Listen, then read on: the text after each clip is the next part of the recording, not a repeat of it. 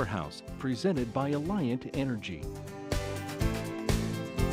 Alliant Energy, we're on for you.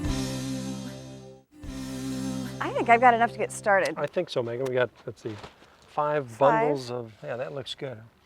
Welcome back to Powerhouse. If you're looking for a place to start to improve your home's energy efficiency, attic insulation is #1. It sure is. We can't stress enough how important it is to put insulation in your home. But if you can only do it in one place, do it in the attic. If you can upgrade your attic insulation from 3 inches to 12 inches, you can save 20%, up to 20% on your winter heating costs and save up to 10% on your summer cooling costs. Well worth the time and the effort and the money. Now, the first step in the process is to figure out how much insulation you already have. This won't take you very long and it's real easy. Just take a flashlight and a ruler up to your attic and measure the depth of the insulation. Insulation is measured by R value, which is its thermal resistance, or how well it holds back the heat or the cool air. While it's unlikely that an existing home can be upgraded to a new home standard, any added insulation will help reduce your energy costs. Now, the ideal R value here in the Midwest is anywhere between a value of R38 and R44. In a nutshell, the process we're going to use today is to blow in cellulose insulation. That's right, and you can get this blower at the same place that you buy your insulation. You just rent this. I'm going to be up in the attic spraying on the insulation using the hose. And Megan, I still have another section to add, so I'm going to head up and hook this up. You do that, I'll fill up the hopper.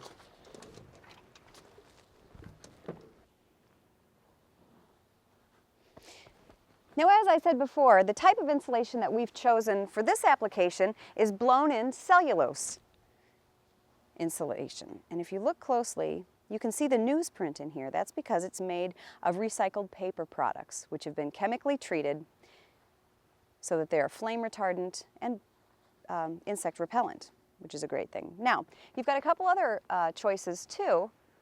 Fiberglass insulation looks like this. This is in batt form, which means that you can just apply this between the joists like that. What you want to do in an attic is have the paper side or vapor barrier side down like that. Now, this is made of spun glass. That's why it's called fiberglass insulation, molten glass, which is spun. So you want to make sure that you're wearing gloves when you're working with this. This is another form of fiberglass insulation. This is blown in, so it's applied in the same fashion that we're doing here today. And this may look familiar to you. And the third type is called rock wool insulation. This is made in a similar fashion to the fiberglass, but this is molten rock, which has been spun. Each one of these has pros and cons, and you'll really need to look at your own application to see which one is right for you. Each one has a different R value, so talk to your vendor about which one is right for your specific needs. All right, I think we're almost ready to go here. I've got my hose up into the attic, the blower control, and I've ran an extension cord up to a pair of work lights. It's plenty dark up there. You need to have some lights. You can see that it's a dirty process, so you want to make sure that you're covered and protected. Wear eye gear, have a dust mask, long sleeves, gloves, and long pants anytime you're around insulation. So I think we're ready to get started.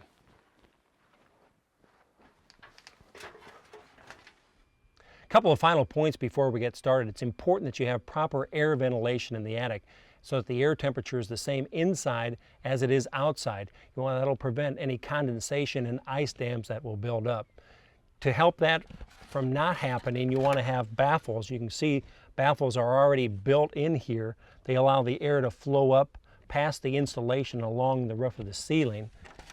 You can also add them very easily, a styrofoam baffle which you can purchase and then just with a staple gun staple in place. And that would be down farther there.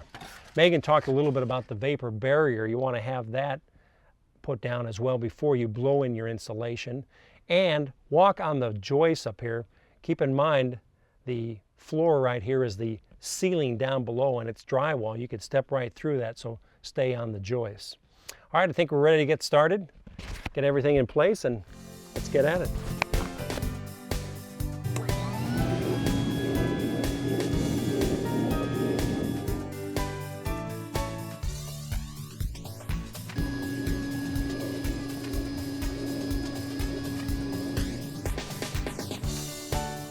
When we come back, Megan's going to show us some great energy savings through window coverings. Stay with us, there's more to come on Powerhouse.